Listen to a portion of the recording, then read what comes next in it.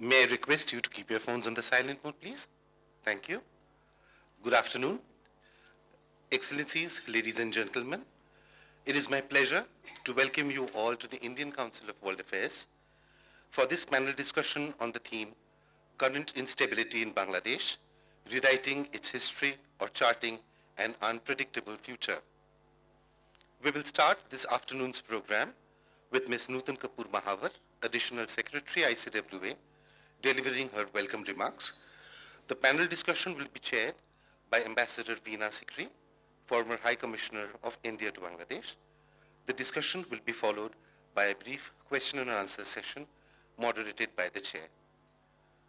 May I now request Ms. Nutan Kapoor Mahavar, Additional Secretary, ICWA, to kindly give her welcome remarks. Ma'am.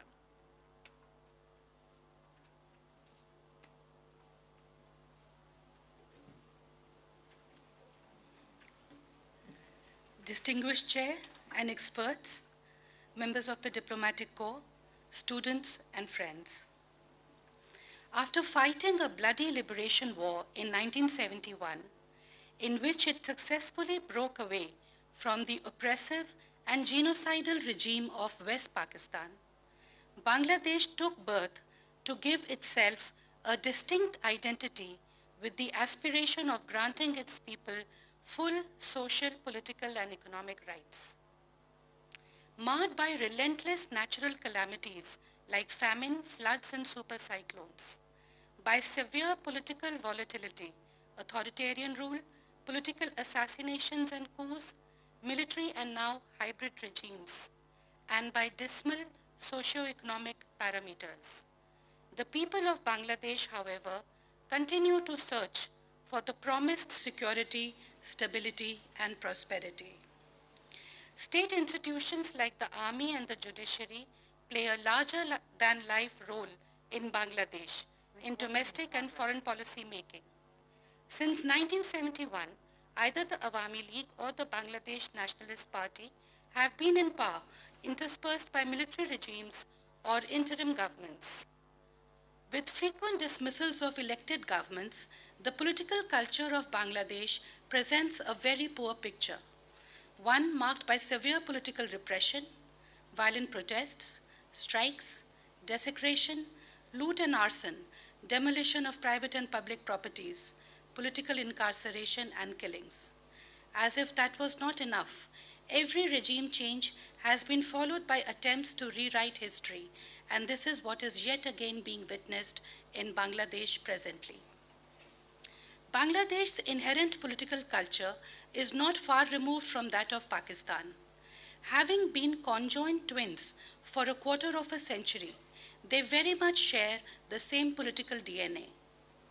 The bonhomie and affinity that Bangladesh's army, for instance, has enjoyed with that of Pakistan's over the decades are miles ahead of the relationship that the apolitical Indian army and the deeply politicized Bangladesh army have ever had.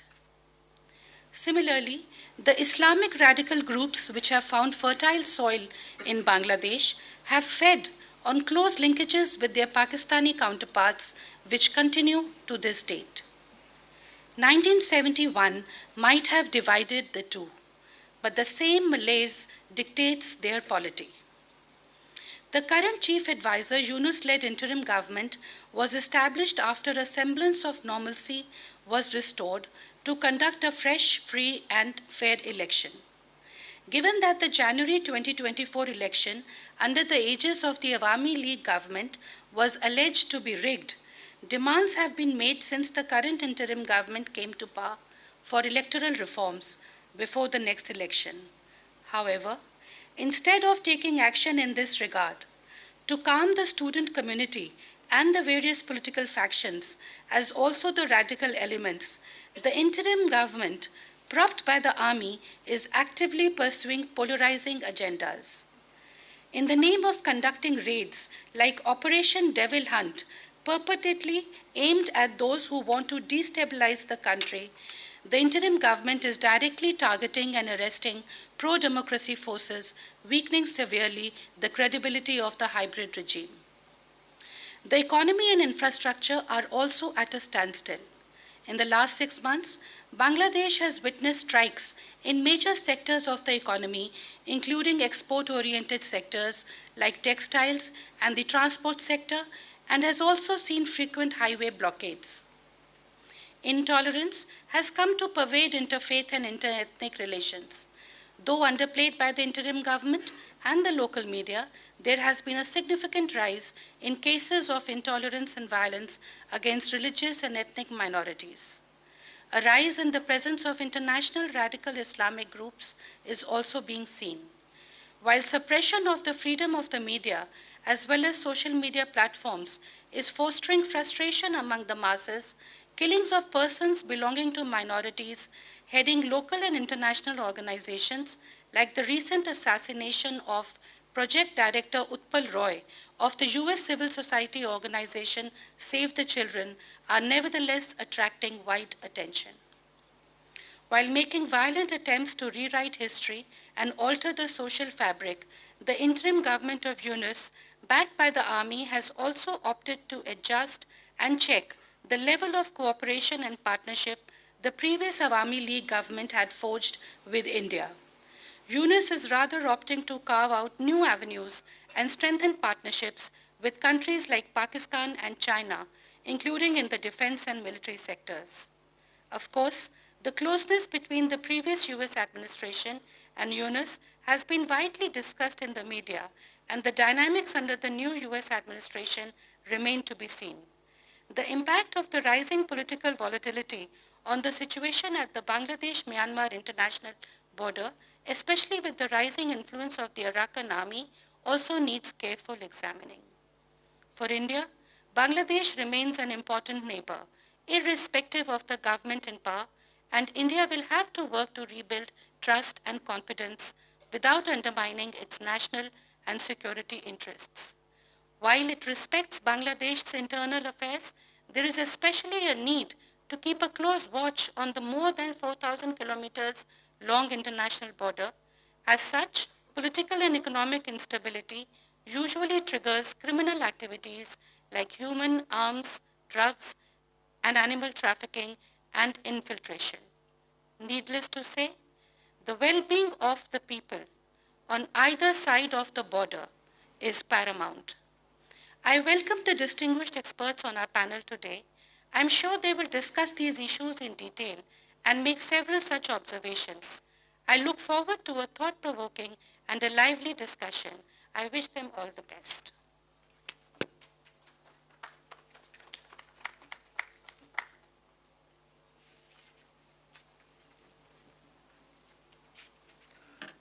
Thank you, ma'am. May I now request Ambassador Sikri to give her remarks and conduct the proceedings. Thank you, ma'am. Thank you. I'd like to congratulate ICWA and Srimati Nutan Kapoor Mahavar for having organized this discussion very timely. I remember there was one in ICWA some 4 months ago that was under the Association of Indian Diplomats, and now, it's a good time after 6 months to review the situation. So thank you for doing it. I'd like to thank Professor Sanjay Bharadwaj and Dr. Smruti Pattanaik, and we have got Ms. Sohini Bose on the virtual Zoom, so for joining this. Let me say that 6 months is a good time to assess. So let us see what has been happening in Bangladesh in these last 6 months, ever since the interim regime of Professor Muhammad Yunus took over. 2 or 3 points come to mind. I think increasingly there is a feeling in Bangladesh about the constitutional legitimacy of the interim regime. And this feeling has come because I think while the regime, the chief advisor and the other advisors were sworn in under the constitution of Bangladesh, that constitution actually has no provision for an interim government. So in that sense, there is in an immediate sense no legitimacy for the government. But even if you see that, yes, there's a new set of judges altogether, so that was also one of the issues that came up among the people of Bangladesh, a complete resort to mob justice, mobocracy, surrounding the old judges, forcing them to resign. So without any due process, there has been a series of new people whether it is the vice chancellors in universities or whether it is the judges. So these judges, they have actually reviewed the 15th Amendment, which was done under the former Prime Minister Sheikh Hasina, and they have stalled the operation of certain part of that 15th Amendment, which allowed for which had abolished the caretaker government. But even if you look at the caretaker government, even if you consider that by this method, whether it's back in the constitution or not, that caretaker government only allowed for A, law and order to be looked at, and B, elections within 90 days. And thirdly, it was mandated to be a neutral, non-party government, caretaker government. So none of these have been fulfilled, none of these requirements. More than 90 days have passed, double of that has passed. I think it is very clear that people from the Islamist organizations are members of as advisors in the interim government, and also they control, the Jamaat-e-Islami is known to be in full control of the situation and really guiding what is going to happen. So I think when you see that the Jamaat-e-Islami is in charge, you do see very much that the title of rewriting of history is a very appropriate one, because the Jamaat-e-Islami is trying to move to a situation of pre-1971. And this is what they are saying themselves, because ever since the regime change took place in Bangladesh, we are seeing statements from Jamaat-e-Islami and statements from Pakistan saying that we have to review 1971, we have to look at the unsolved issues of 1971. So you are seeing today the same combination of forces that lost in 1971. Whether it was Pakistan, whether it was Jamaat-e-Islami, whether it was Razakar. So those are the forces which are today in charge, and they certainly are at the forefront of trying to rewrite history. But is it acceptable to the people? Has law and order been controlled? Certainly law and order remains an extreme problem in Bangladesh. Policemen were killed in large numbers, and even though the army has been given magistracy and police powers, they are not really exerting themselves, and there's an apprehension that maybe they feel if they were to exert themselves, they would be they would not be allowed to take part in UN peacekeeping operations. So there is a completely I think a situation which has seriously affected the economy of the country, and the economy is expected to grow at half or less than half the rate that it did in the previous year. So that is affecting jobs. It is leading to hyperinflation. It is leading to a lack of investment, fresh investment coming into Bangladesh. It is leading to the shutting down of a large number of factories because of worker unrest, since workers are demanding higher pay. And it's also led to a lot of confusion, because some of the biggest companies in Bangladesh are in receivership and there is no money for them. So their previous workers are being laid off in the thousands, in the tens of thousands, because it is a very large company. So all this is creating a lot of confusion, and I certainly hope that our panelists will be able to shed some light on this confusion, and then maybe at the end of it I will summarize once again what we have talked. So with these few words, may I request Professor Sanjay Bharadwaj. He's from the Center for South Asian Studies, the School of International Studies in JNU, Jawaharlal Nehru University. You have the floor for 10 minutes. Thank you, ma'am. Mic. Is the mic working? Is it okay? Is it okay? Yes. Yeah, Okay. now, yes. So thank you, Ambassador Veena Sikri, ma'am. I also extend my thanks to ICWA, especially Additional Secretary Srimati Nutan Kapoor Mahavaji, for giving this opportunity and having discussions on very significant issue that had been in discourse in the policymakers, academia and think tank at least for last 6-7 months. This is, I can say it's very unfortunate developments had been taken place in India's neighborhood, where India had invested a lot, politically, economically, and diplomatically. I can say that. We try to cultivate and connect very inclusively with India's key projects, key policies like Act East policy, connecting with Northeast, connecting with the Bay of Bengal projects, and inviting different actors for the development projects.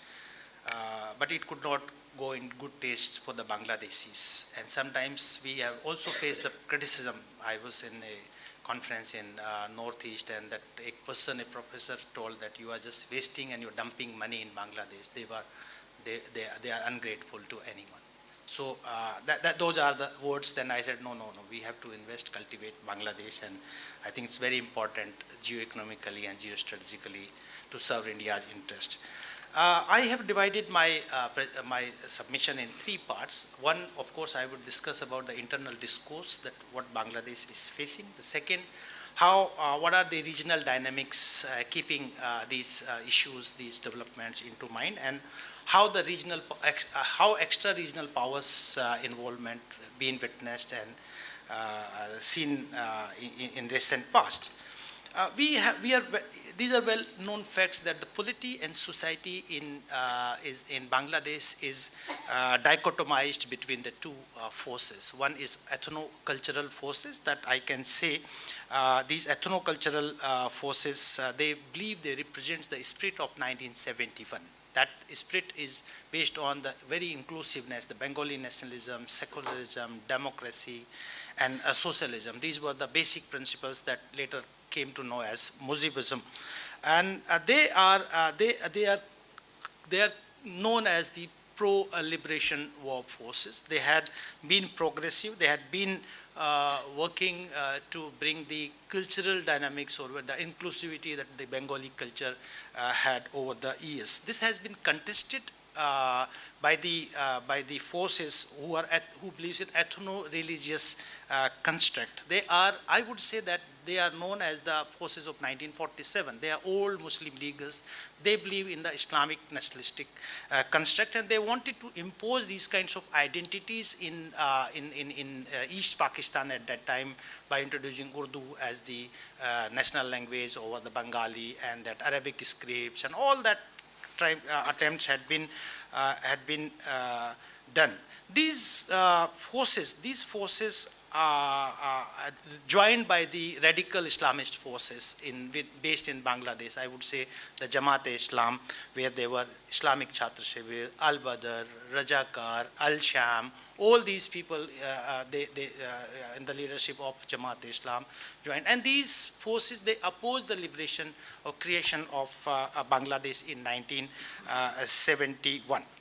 And so these dichotomies and contestations carried on, and when in 1975, when Bangabandhu Mujibur Rahman was assassinated, they tried to change the history. They tried to rewrite the history, as the topic itself is also talking about the rewriting the history of Bangladesh. And today also there is a intense discussion in Bangladesh to change the constitutions, rewrite the history, change the heroes, change the symbols, change the holidays, change the father of the nation, and they are celebrating that Jinnah's anniversary was celebrated, and in the Urdu language was the language they have used, that they tried to bring the forces of 1947 back to Bangladesh.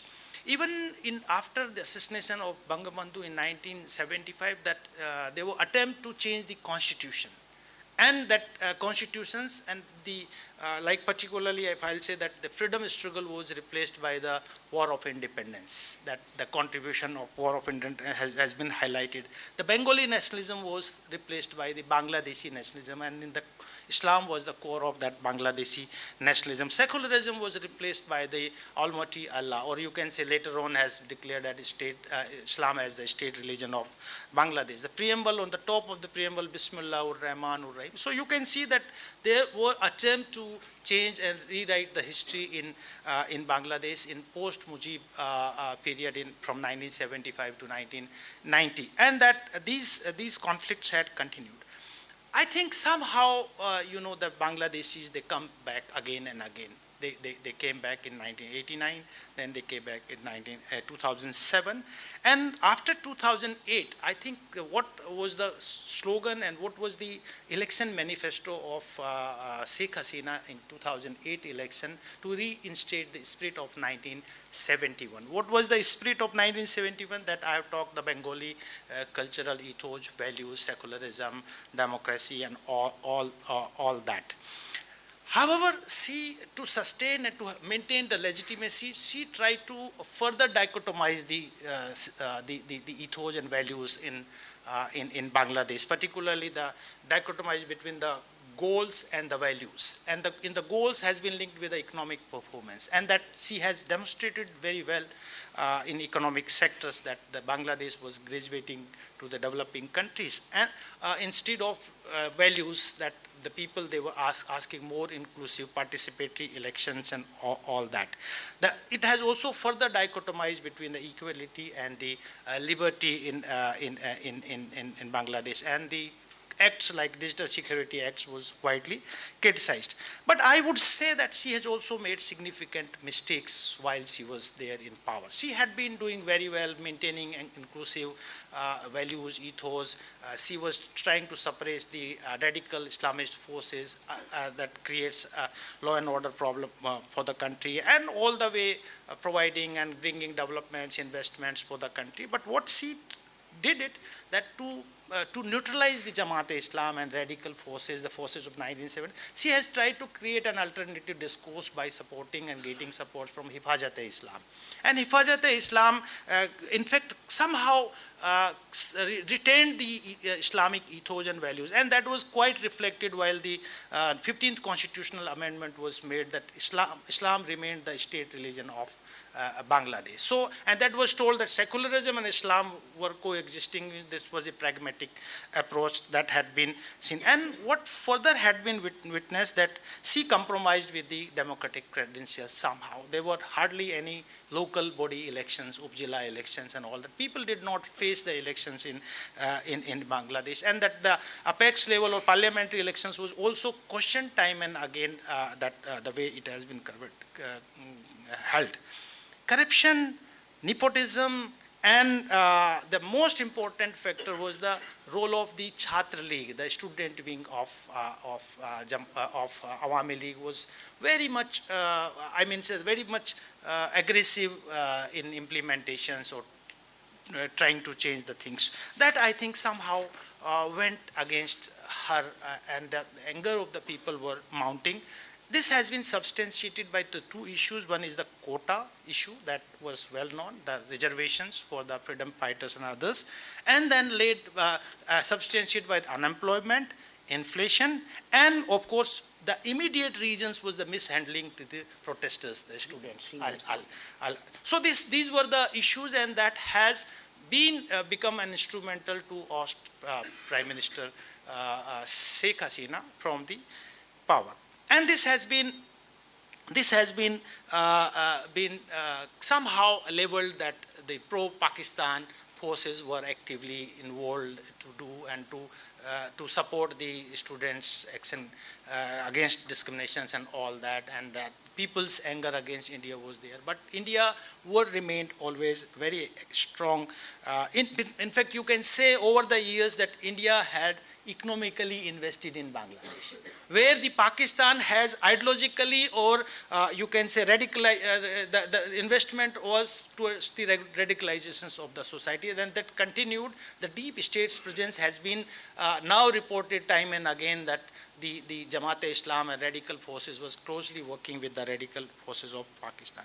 The last point, what I would say, that in August, that the nexus of 1971, what Ambassador Sikri has also indicated, that nexus between the radicals, Pakistan's, Americans, and the Chinese were quite active, were reflected. The Chinese, they were silent, they remained silent, but they have been also working in Bangladesh society, but there were clear-cut indications. There are also reports in gray zone that you can see that how the people had been, or civil society people had been used, and there are also evidences and reports that the Pakistan and the American were collaborated with the Jamaat-e-Islam in Bangladesh. Americans had linked all their strategic, that democracy and human rights and all these issues are linked with their strategic interest. Americans had deep strategic interest in Bay of Bengal, and they were trying to have presence in Bay of Bengal since long. 1972, they have asked a base.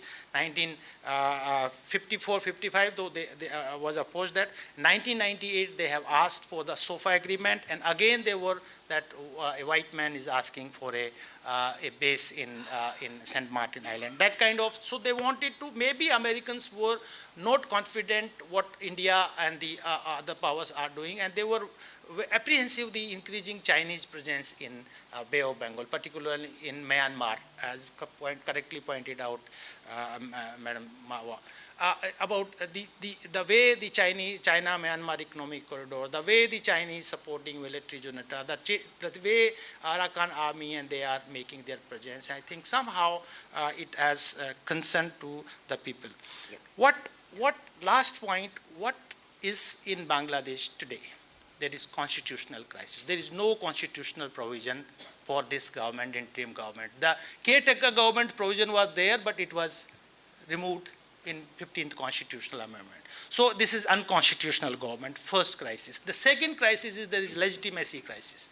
That this government is not legitimate, and none of the interim government's people, advisors are having any kind of people's support except the you can say students against the discriminations. They are supported by the young generations. They are frustrated with employment. They are frustrated law and order and all that.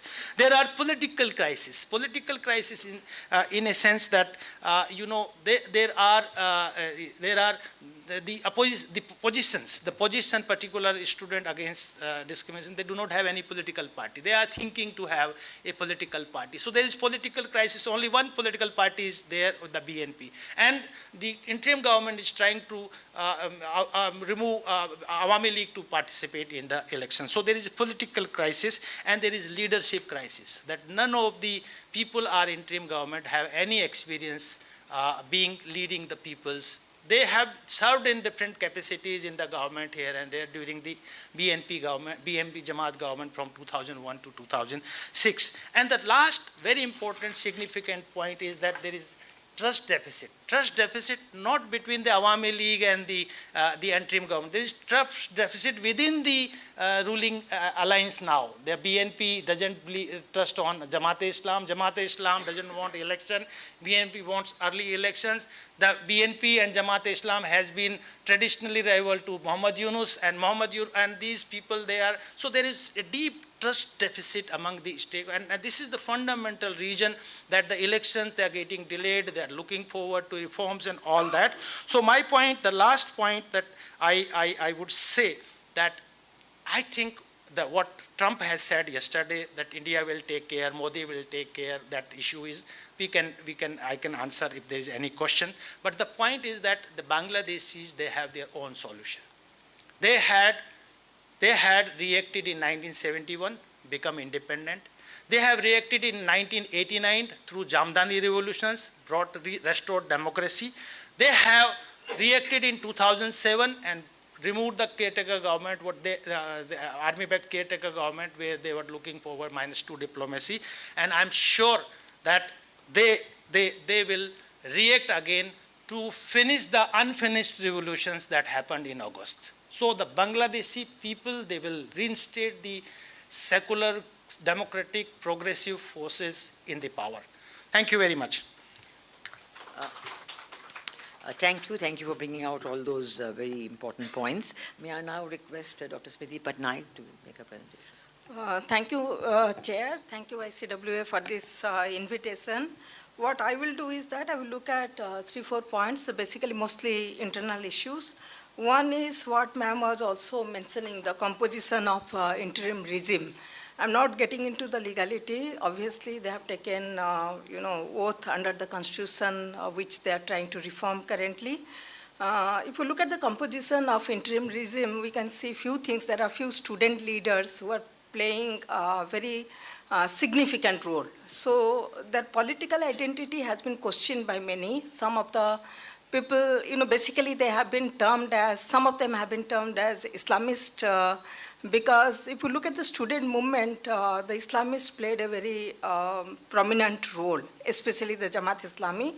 They have claimed that 89 of their cadres, including both the student organization and the party, have been killed in the July-August revolution, as they say it. Now, once this interim regime has come about, it's not very clear that when the election is going to happen. Initially, they said that they will take 4 years. Then the army chief gave an interview where he said that probably we will complete it by 2 years. But now the government has said that towards the end of this year, they're going to have election. But the question is that whether the election will happen after having reforms or whether the reform can wait. So now the political parties are very, very divided regarding the roadmap to the election. The BNP's position is that they can have the minimum reforms which is required to have the election, and the major reforms can be left to the elected government whenever it comes to power. But the Jamaat Islami, very interestingly, is saying that if we are not going to have the reforms and have the election, I found it very funny that the government is going to commit electoral genocide. And so this is the terminology they said that, because the argument which Jamaat is giving that if there is no reform, there is a possibility of the kind of government which the July-August revolution replaced, the same kind of government is going to come back. But if you look at the history of Bangladesh, for example, 2007-8, when there were quite a few reforms which was carried out by the then military-backed government which was in power, and when the Awami League came to power, most of the reforms were not accepted, because you can have the reforms through the ordinance method, but once the parliament is convenes, then those reforms have to be passed by 2/3 majority. So we saw at that point of time, I think almost 90% of the reforms which were brought by the military government in 2007 and 8 was not accepted by the ruling political party. So what is the guarantee, after the reform takes place, those reforms will be accepted by the government which will take over the power. But there is major difference between the BNP and the Jamaat. Many people argue that perhaps the BNP, which is seen or described as a party which is waiting to come back to power, the Jamaat actually needs some time to organize itself and fight the election, though they have to fight the legal case because it continues to be deregistered as a political party. The case, the deregistration case is still pending before the court. No decision has been taken, but given the way the interim regime is going, I feel that soon they will get their registration back. In any case, if they're going to implement the constitutional reform, which does not have secularism but has pluralism, then Jamaat constitution actually will not clash with the Bangladesh constitution, the basis on which the Jamaat Islami was deregistered. Now, when you look at the narrative, I find it very interesting. Many people are using this terminology of second independence or second liberation. Though there is, many other people in Bangladesh are saying that we should not say it as a second liberation, because 71 was very sacrosanct, 71 was very different. Many people laid down their life for the independence of Bangladesh. So how can you equate that with the 24th uprising? But I see mostly in the Jamaat newspaper and the leaders, whenever they speak, they keep on, in fact, they always emphasize on this second independence and second liberation. I was speaking to someone whom I know in Jamaat Islami that why are you clinging on to the second independence or second liberation? Is it because in the first liberation you played a very negative role, 71, so does the 24 turns it politically for the Jamaat Islami, which in a sense played a very important role in the student movement, because they have been in fact taking shelter within the Awami League student organization, within the Awami League also. It's not that the Awami League did not know that the Jamatis are taking shelter under, within Awami League and its student organization. I think the Awami League was overconfident, and they thought that probably nothing is going to happen. But then again, the Jamaat had this ideology, because if they don't be part of the Awami League, then what happens is that they become target of the torture and all, and arrest. So therefore within that, it also becomes a problem. Now, within the rewriting of the history, not just Mujib's house was demolished, 32 Dhanmondi, but also many people are trying to say that, this is a symbol of fascist. The Awami League had completely owned Mujib's legacy. So Mujib's legacy was not Bangladesh's legacy, it belonged to the party legacy. So if you are going to have a new Bangladesh, then Mujib's, anything associated with Mujib should go. But there is also at the same time many criticism regarding what happened in 32 Dhanmondi. Earlier also on 5th of August, the attack on 32 Dhanmondi is happening. Few days back, I think today or yesterday, there is this Lalon festival has been opposed by Hefazat Islami. Now that has been stopped. So I see assertion of religious right in Bangladesh, not just Jamaat Islami, but there are other political parties, Hefazat and others. So that is important. Now, very quickly on the political parties in Bangladesh, as I said, BNP wants the election as soon as possible, because they are the party in waiting to come to power. They're prepared. In fact, they're having, I think, meeting all of the country from 12th of February to 25th of February. The Jamaat Islami wants to have reform so that they can prepare themselves.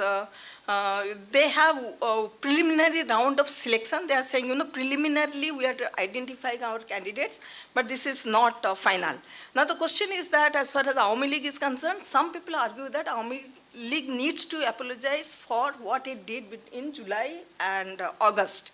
And I find it very strange, and I asked someone that, has Jamaat Islami apologized for the killing that happened during the liberation? But yet it is participating in the election, and now you're speaking of Awami League. So there I see a concerted effort to deny participation of the Awami League. So if the Awami League does not participate, which actually opens up the opposition space to be contested by other political parties, not BNP. As I said, BNP will definitely come to power as it appears. I'm not sure how the students are going to put on a new political party, but so the opposition space is open. Now somebody told me, I'll just end with this, in the rural areas, the Jamaat is providing protection to the Awami League. This something I found out when I was in Bangladesh. So I asked them that why is Awami League, taking Jamaat support? Because Jamaat has, in the rural area, they're strong, and since Awami League is in back foot, so Jamaat is providing them a kind of shelter, as Awami League student organization had done to the Jamaat Islami when they were, pursued by the police. So there is this thing that perhaps if Awami League does not participate, so what happens to the Awami League's vote? Will it come to Jamaat Islami? This is a kind of calculation which the Jamaat is working on, but I'm not very sure. Till now, a decision regarding Awami League's banning has not happened. The the Chhatra League has been banned. Let us see how the student political parties is coming up, who is the leader, what is the agenda, and only then one can say how the election, if it happens towards the end of this year, how it is going to pan out. Thank you. Yeah. Thank you, Smruti, for giving such a vivid presentation on the current situation. May I now request Dr. Sohini Bose? I think she's coming on the virtually, right? Ms. Sohini Bose, are you there? Yeah. Yes, hello, Ambassador. Yeah. You have the floor. Am I audible? Yes. Oh, hi. So good afternoon, everyone, and I'm very happy to be here, although digitally. Can the volume be turned up? Yeah. To present my views on the India-Bangladesh foreign policy as it is playing out now. Before I begin, let me thank ICWA for inviting me and the chair for uh, allotting me time to speak. Very much of what I have to say has already been covered by the noted speakers, but I will specifically talk about foreign policy. And as I see it, India-Bangladesh relationship exists beyond and goes deeper than the bilateral ties between the two governments, because these are the two countries that share history, they share culture, they share languages, food habits, and very important geographic factors such as land, transboundary rivers, 54 of transboundary rivers, and also adjacent maritime zones in the Bay of Bengal. Therefore, this is a geographical reality that cannot be altered no matter any regime change or changes in government transition in either of the two countries. But the interesting thing is, this geographical reality, this cultural nuance can be capitalized for mutual progress and growth if there are complementarities in the governance between these two countries. Now, given that this kind of complementarity was the hallmark of the partnership that has so far existed between India and Bangladesh, primarily with the Modi government at present in India and the former Awami League administration headed by Sheikh Hasina in Bangladesh. But, you know, why was this partnership called the golden chapter in India-Bangladesh relations? It was called that because not only was there an expanding portfolio of areas of bilateral cooperation, but also there were there was this ability in the partnership between these two countries to move past lingering issues of contention and continue to nurture bilateral ties. However, now with the interim government at the forefront in Bangladesh, this partnership that had so long existed between the two countries has been brought to a halt. This interim government is a fledgling government headed by Muhammad Yunus, and it is trying to grapple with economic and political turmoil that is happening in Bangladesh right now. And therefore, at present, India and Bangladesh are both facing very uncharted territories, and they will need time to decide their diplomatic footing, on which diplomatic footing they would like to resume their bilateral relations. But so far, the interim government's foreign policy choices are of projections of the uncertainty that it faces at home, and also the struggle with its own legitimacy that has already been highlighted as a part of this conversation. Now, it is like I just really understood that because of the constitutional caveat that questions the legality of this government, although that has been now addressed by the High Court in Bangladesh, the popular support base of this government is the students' movement that happened in Bangladesh. And to a large degree, the student movement was characterized by anti-Awami League feelings, not initially, because initially it was a quota movement, but with the government crackdown happening, it, it took an anti-government turn in Bangladesh, and this was capitalized by other political forces which were fanning the anti-Awami narrative in Bangladesh, especially since the election in Dhaka last year. So uh, this took an anti-Awami color, and by an extension, because India has been so closely associated with the Hasina regime in Bangladesh and has supported the consecutive returns of this government to power. By an extension, this also highlighted an anti-India feeling in Bangladesh among the public sentiments, which was a characteristic of uh, the students' movement and the political narratives that played after it, just preceding the August Revolution. And therefore, now that the interim government has been formed, particularly based on the popular support of the student movement, it is trying to create an identity for itself which is very distinct from the Awami League, which is why we are talking about the rewriting of history today, which is a part of the new government's domestic policy. Now, as foreign policy is also a part of domestic policy, this finds its projection in the foreign policy, and you see that India and Bangladesh at present they are maintaining a political distance because closeness with India had been one of the greatest criticisms that the Awami League government has faced, and the interim government is trying to create an identity which is as different from it as possible. Also, because the former Prime Minister Hasina continues to be sheltered in India, and extradition requests have been made, but we don't know the answer to that yet. So this continues to add fuel to fire, and India-Bangladesh relationship um, is now at uh, a great distance from each other. But wherein lies the diplomatic prudence of these two governments, even though the interim government in Bangladesh lacks a distinct amount of political prudence, uh, uh, political is that the diplomatic and projects, bilateral projects that have been undertaken by the two governments, none of them have been terminated. They have been stalled, and herein lies the silver lining of India-Bangladesh relationship right now.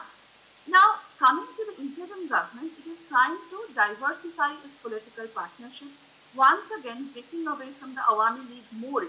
It is trying to cultivate increased ties with Pakistan, which also goes hand in hand with the growing Islamization in Bangladesh. Now, this growing partnership with Pakistan is great. I think it's excellent that Bangladesh is trying to diversify and increase its political partnerships, and therefore there has been an increase in trade, and there has been a security meeting, there has been MOU signed on some economic cooperation.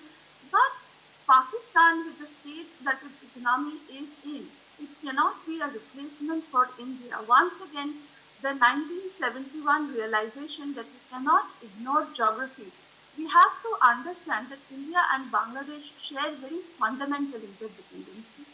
For example, if you look at trade, the regular necessities like oil, soap, vegetables, these are the products that go to Bangladesh across the border. Uh, India has the highest number of medical tourists coming to it from Bangladesh. And also, if India wants to develop its northeastern region, it would be impossible to do so without the cooperation of Bangladesh. Therefore, creating amicable ties with Pakistan is excellent, but those cannot be a replacement for India. That is one reality that the government of Bangladesh has to understand. Second is that Bangladesh government, the interim government, must realize that this country functions principally on foreign funding, and India is one of the largest funders. It is the second largest trading destination for Bangladesh. India is also one of the largest foreign direct investment sources. You It have is 2 more also one minutes. of the Yeah. greatest sources of foreign aid.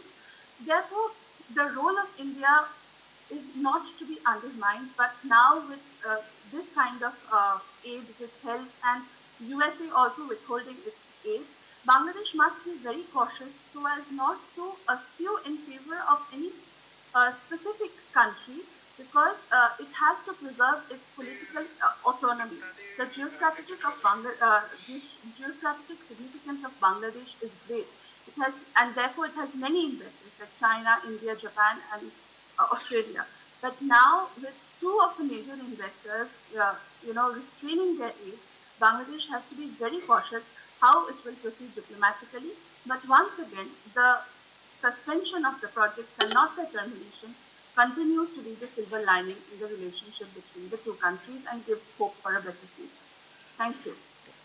Thank you. Thank you for that focus on the bilateral relationship with India. So now we have our three panelists have presented different aspects, and that's very interesting. So I think for the audience, they've got three very different aspects analyzed by each of our panelists. So now we can have a brief discussion. Are there any questions?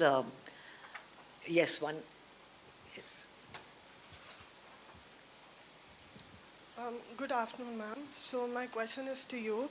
As female participation was evident in the July uprising, do you think women's political participation translate into governance and administration and chart a better future for Bangladesh? And my question is to the panel, is there a possibility that henceforth youth activism can be a source of political instability in Bangladesh? Or can youth activism keep Bangladesh on the right side of history? Thank you. Yeah. I'll take 3 questions. Yeah, please.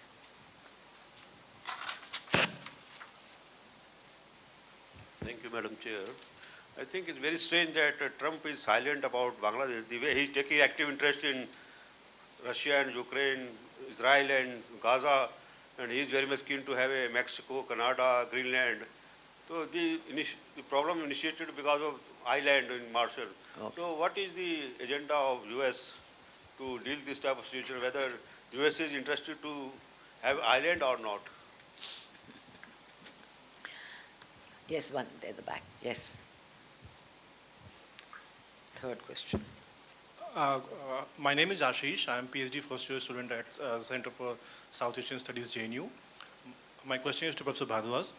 So you talked about American apprehensions regarding Indian free hand in Bangladesh. And only yesterday we had President Trump speaking about Prime Minister Modi having a free hand now in Bangladesh with whatever he wishes to do.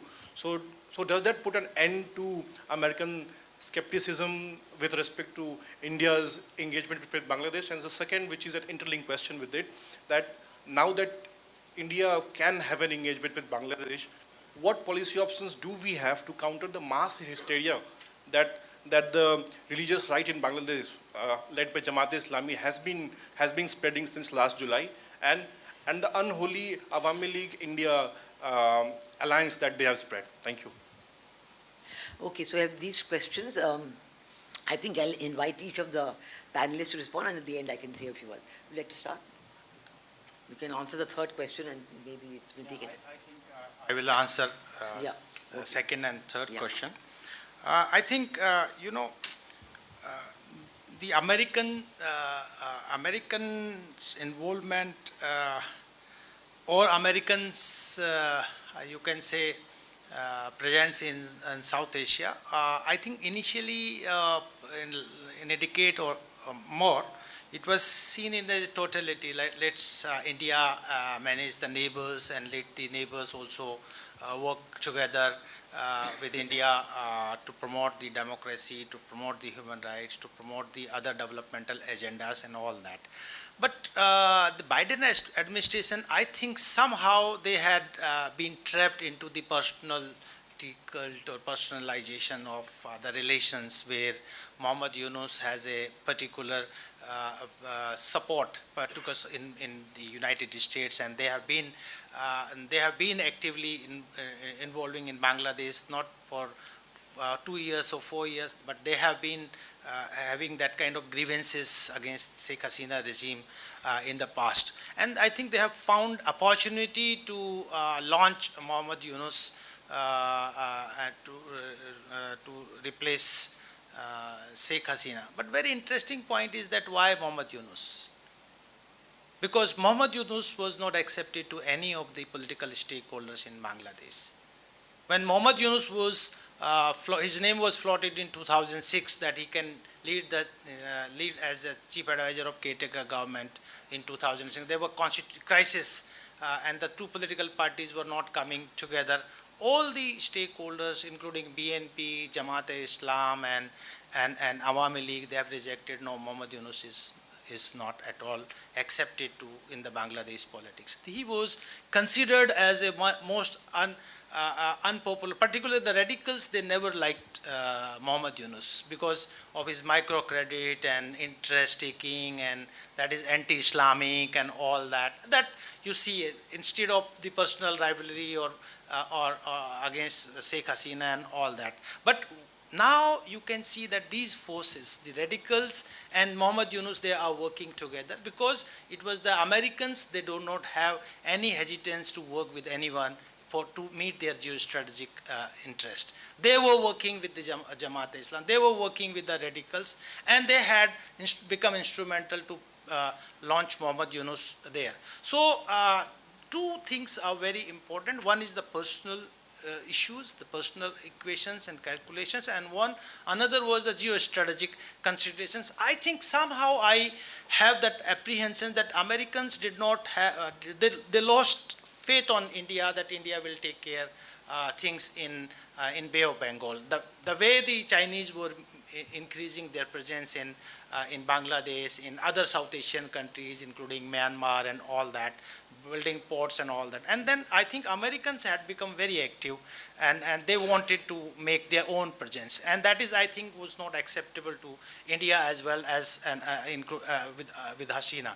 And this has somehow become instrumental to host Sheikh Hasina from the pop. The second very important question that you have raised, that how we can change the perception and perspective among the Bangladeshis, that they have been considered as today, like the most of them, they are anti-Indian. I was recently in Bangladesh, and I used to go for last 30 years regularly and freely moving here and there. This time every friend has said, don't be careful and don't tell that you are an Indian and whatever. And then I thought, why the so deep anti-Indianism is there? I think one is, of course, that somehow the anti-Awami League or anti-Sheikh Hasina has linked somehow with the anti-Indianism. That is one of the factors, that whosoever is who is supporters of the Awami League is not in the good book of the us. And now the popular narratives and sentiments was against the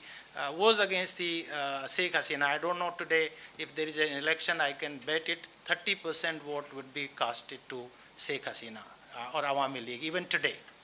So I think these are very critical issues, that how we can address. We have been fairly doing. We have invested given largest line of credit to any country, that is Bangladesh. We had been instrumental for their developmental projects. There are many sectors like the Bangladesh Road Transport Corporations. They were always in debt. They were always in loss. But because India's support, they are now earning money for Bangladesh. We have been instrumental to develop railway and everything. So India did a hard job to bring and to change the perspective of the people, but the sentiments and things went wrong. The one thing that what India, I think, still can do it, that we should be always cultivate the democratic forces in Bangladesh, and that democratic forces may be either this or that. I think that we should not be very selective, that this force would be more suitable and this force. I think that we should not compromise the democratic ethos in Bangladesh. Particularly, I'm talking about Bangladesh, because Bangladesh is very important in the sense that once there is democratic ethos and credentials are there, then most of the people, or I can say except few, the Jamaat-e-Islam and the pro-Pakistanis and 47 and all that, most of the people, they love democratic institutions and democratizations in Bangladesh, and that automatically will change the perspective that India is supporting the democratic forces in Bangladesh. See, on the issue of youth activism, I think whether it can be a source of instability, this was what was asked.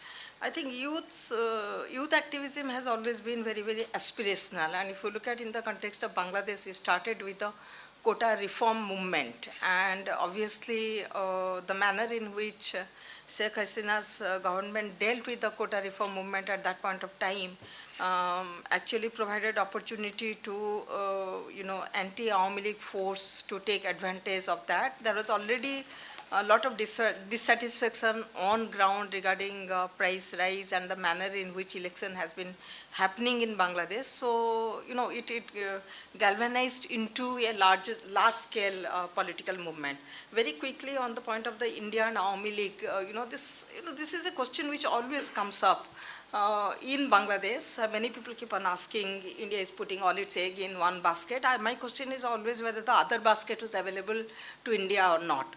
I think India's position has been to deal with any political party which is in power in Bangladesh or anywhere. We have dealt with military regimes in the past, both in the context of Pakistan and also in Bangladesh. So I don't think there is any restriction per se that will not deal with a particular political force. Second is that the entire two elections, not 2014, sorry, three elections, 2014, 2018, and the 2024 elections, were completely engineered by Awami League using the internal forces. You know, the police was with them, the army was with them. So, you know, they engineered. So if there is no movement from within the country to protest that, and blaming it on India, I don't think India does any kind of democracy promotion.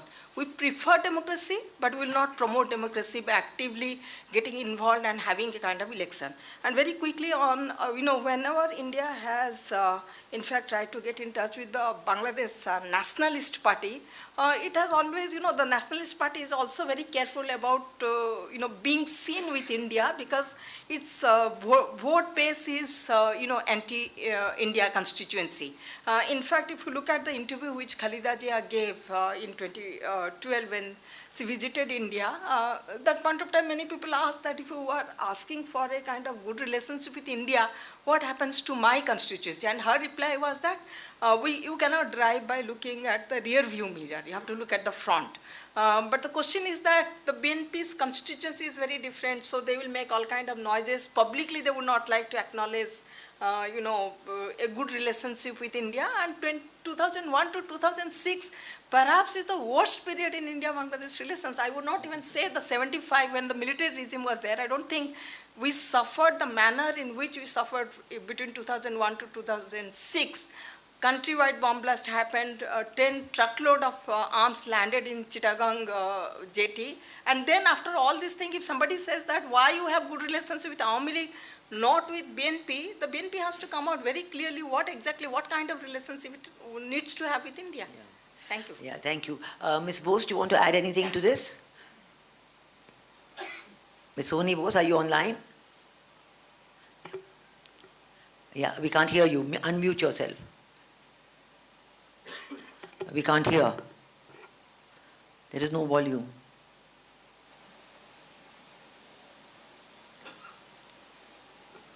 No, there is no sound at all. Can you establish the connection, please? Okay, in the meanwhile, yes, you have a question, yes.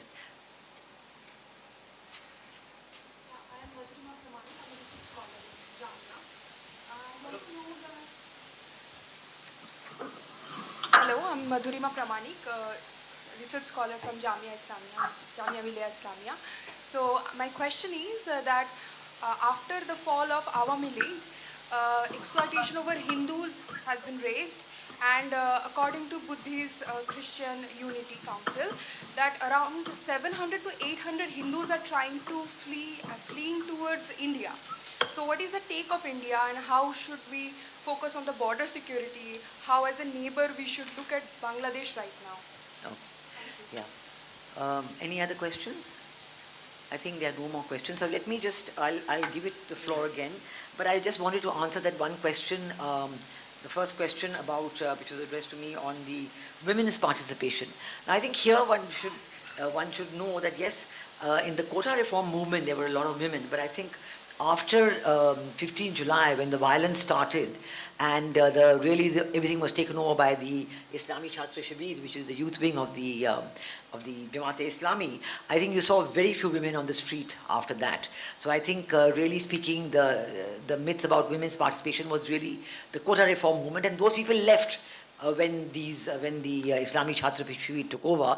And in fact, on July 21st, when the Supreme Court gave its verdict in favor of the government, saying, yes, we are going to bring down the quota to just 5%, at that time, these ladies and the quota reform movement, they themselves said, yes, we are going to withdraw our participation in any kind of movement, and we are going to have separate talks with the government, and we have a 9-point demand which they presented. So I think the movement really became a very violent movement. It was just 15, 20 days, from 15th or 16th July till 5th of August. And that violence is what actually brought the regime down. And I think that the theory that was given to the rest of the world, that it's a spontaneous students' uprising, I think that myth was destroyed by Muhammad Yunus himself when he spoke in September 2024 at the Clinton Global Initiative in New York. And he said himself that don't think it happened by itself. It was meticulously designed. And he presented his own special assistant, Mahfouz Alam, who later became an advisor. He presented his this Mahfouz Alam as the mastermind behind the whole planning. So obviously the fact that this had been planned for a long time with the Jamaat-e-Islami and with other forces from Pakistan and through the Islamic section of the army. So that is why I don't think that the role of women was any much in that. I think that what you said about the Hindus and Buddhists and Christians and the attack on them, I think the very interesting part about it is that this time there actually has not been a broad movement for them to leave the country. Although it is very evident from the kinds of attacks that are taking place, the destruction of property, the taking over of establishments and so on, and forcing many of the Hindus and Buddhists and Christians to resign if they have government jobs or if they are in universities or schools. But still they said, no, we are citizens of Bangladesh, we want to stay here and we want our rights. So actually, it is they've made an 8-point demand for Mohammad Yunus' government, but Mohammad Yunus has chosen to completely ignore it. But still, there is no pressure at the border from them. The border is closed, but you do not see any pressure from them. They rather would like to stay and consolidate their position. Anything you want to add? About the minority communities in Bangladesh, if you go, there are a number of studies, like Barkatullah has also come out with a study, and you have seen, and you will go with the statistics, then you will find that Hindus in Bangladesh does not have developmental problems. They are good in business, they are good in everywhere. But the problem is that there is a political discriminations and the security threats are there. We have been reading regularly that their temples and puja pandals has been attacked. The minority communities has beaten, killed at number of times, number of incidents that we have seen. But very interesting point, Madam has also indicated about that. You will see that the presence of Hindus in army, in administration, in academic institutions, vice chancellors, in everywhere you won't find anywhere a part of the Awami League being in power. There are very less people had been given opportunity to the Hindu communities in Bangladesh. That majoritarian discourse is dominating in Bangladesh politics, and that is forcing the Hindus to migrate, to go abroad, and they are feeling insecure. Even in the Jatiya Sansad, if you will see that the minority, there are 350 seats, including the women. You will see that 12 members are from the minority communities. So these are the giving slogans of inclusiveness, Bengali cultural society and all that. But the problem is that the Hindus has been systematically marginalized over the years.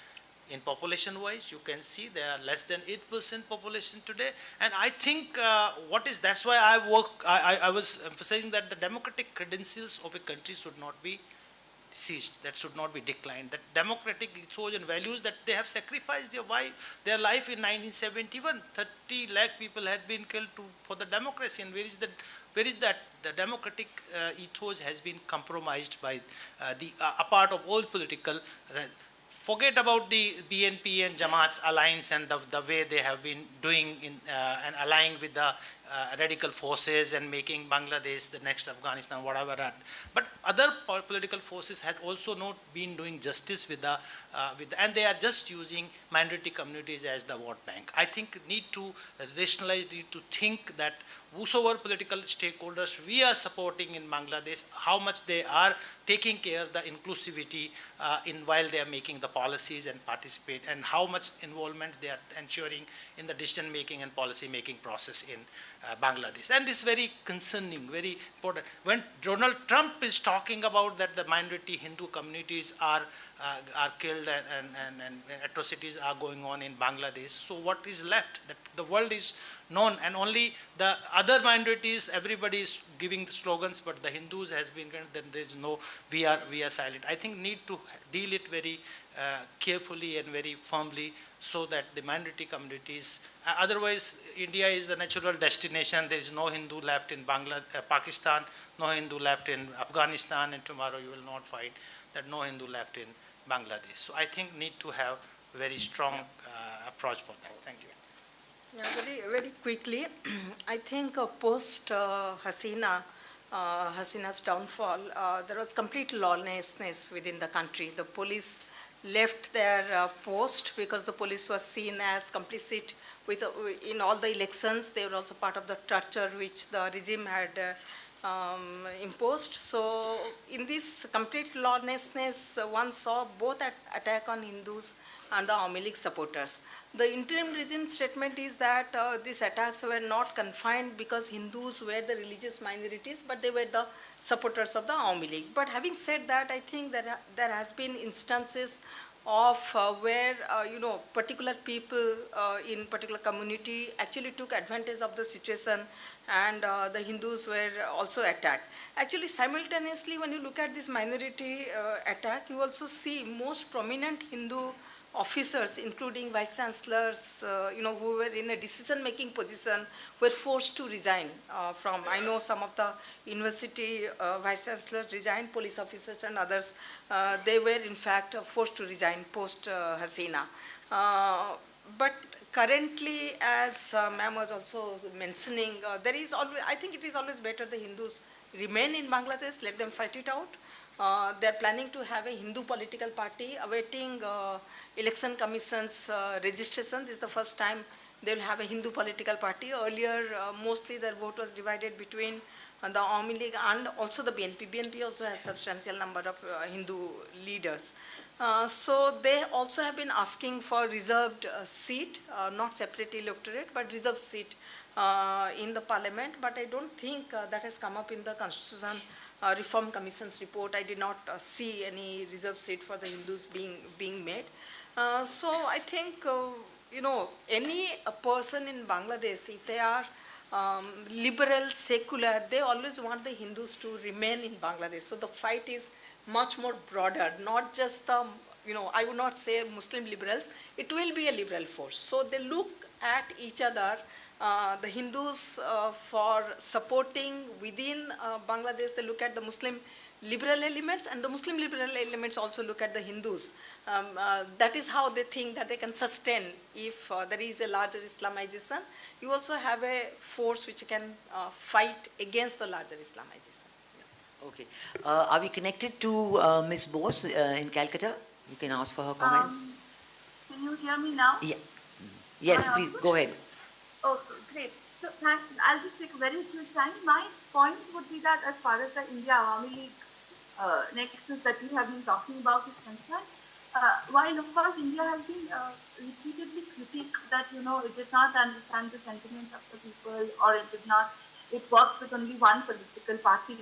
It had a party-based working relation with Bangladesh. What I would like to point out here is that India can only work with a government that works well with it. And if you look at the last joint statement that had been issued by the Modi government and the Awami League government together in last June or July, they said that they have sensitivity to each other's shared interests. And this sensitivity to shared interests is something that is very important in a regional scenario.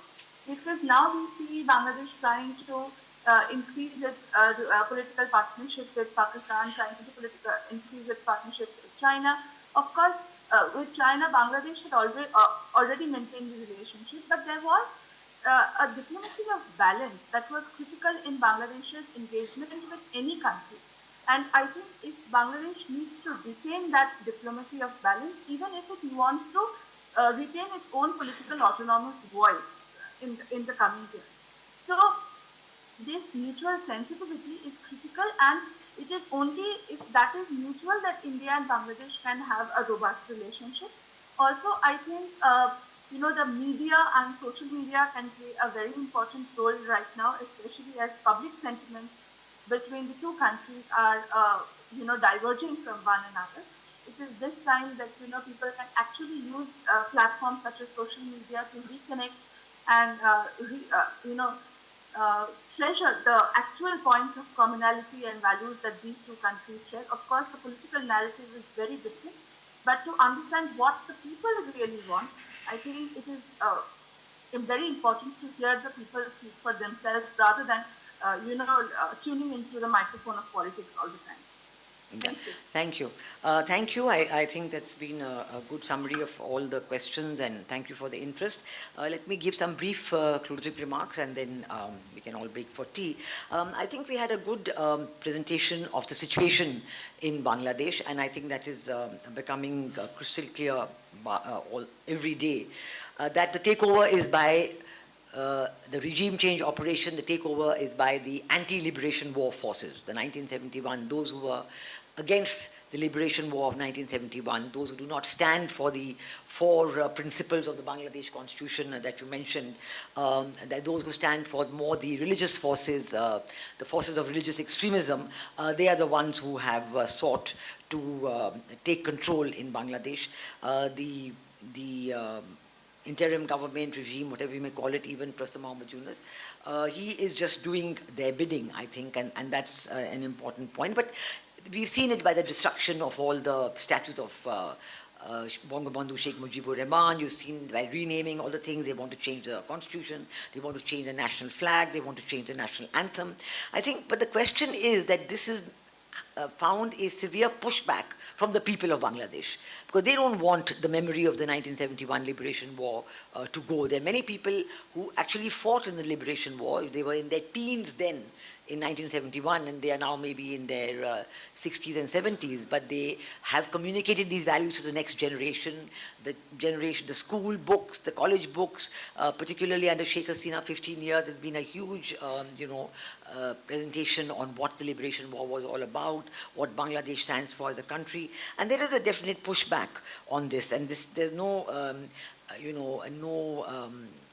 going back on this. So the regime has tried to moderate its statements and no, we don't want anything, but still they're going on with the reforms. The second aspect of the situation is this very vicious anti-Awami League, and I think linked with that, of course, is the anti-Indianism, but basically it's a very strong anti-Awami League position, where they're calling them fascists and they want them out of the political structure totally. The effort, whether to ban the Chancellor League and now the Awami League, but again, this is not really accepted by the people of Bangladesh, because I think the 30-40% vote bank seems to be absolutely intact, as mentioned by our panelists also.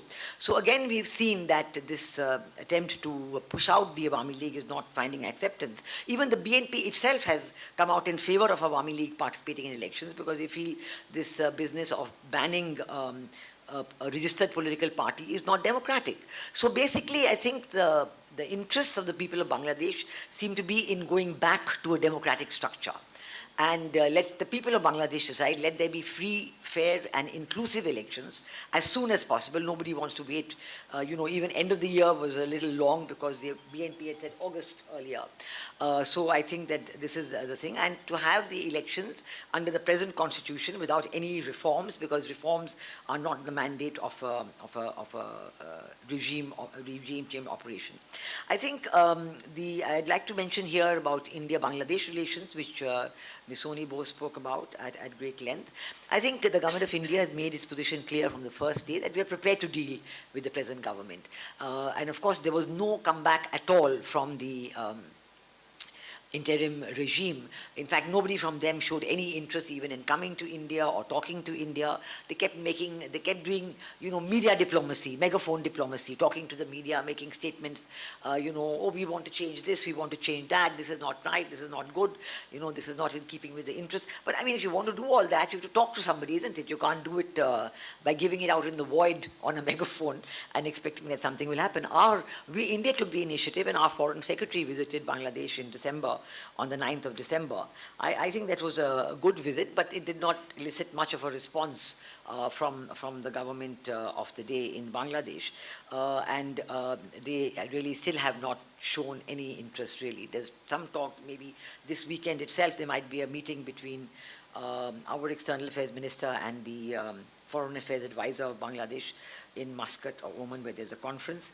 But still, I think the treatment of minorities has aroused a lot of anti-Bangladesh feeling in India. There's been a huge public furor against it, and demonstrations in many states, not only in West Bengal or Tripura, but across the country. So this is really, and again, this has led to a response in Bangladesh. This is the media in India is exaggerating and so on.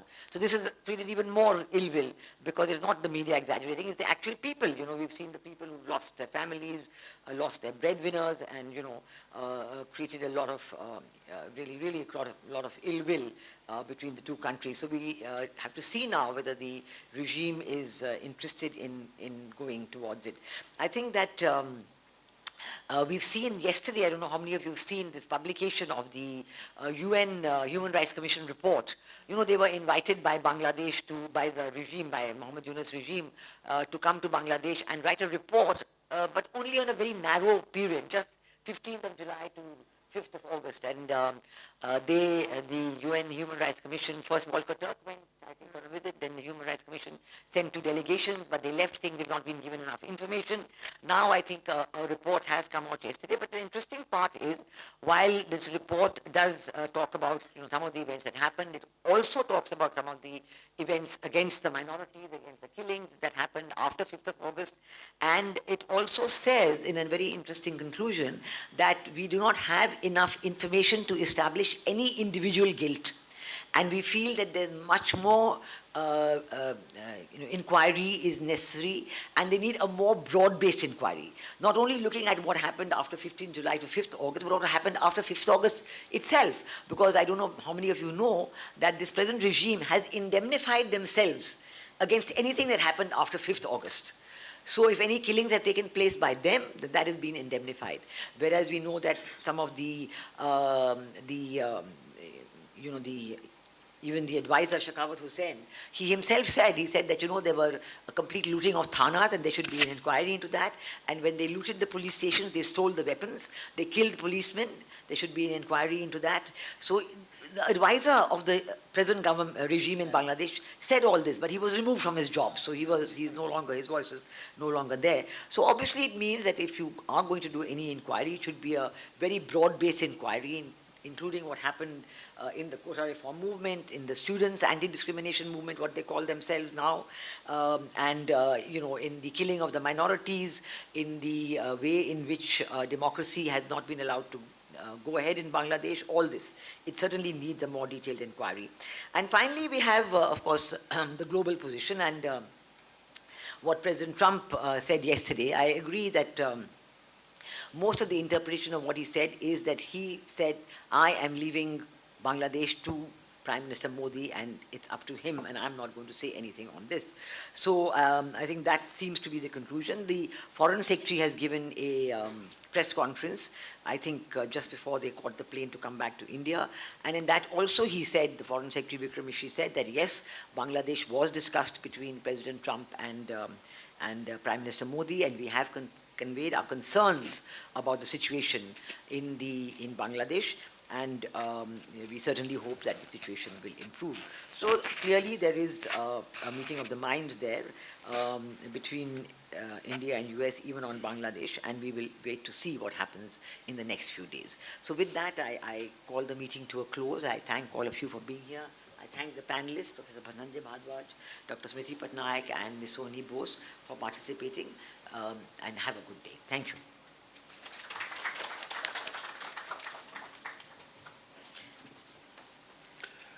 It goes without saying that this was an interesting panel discussion.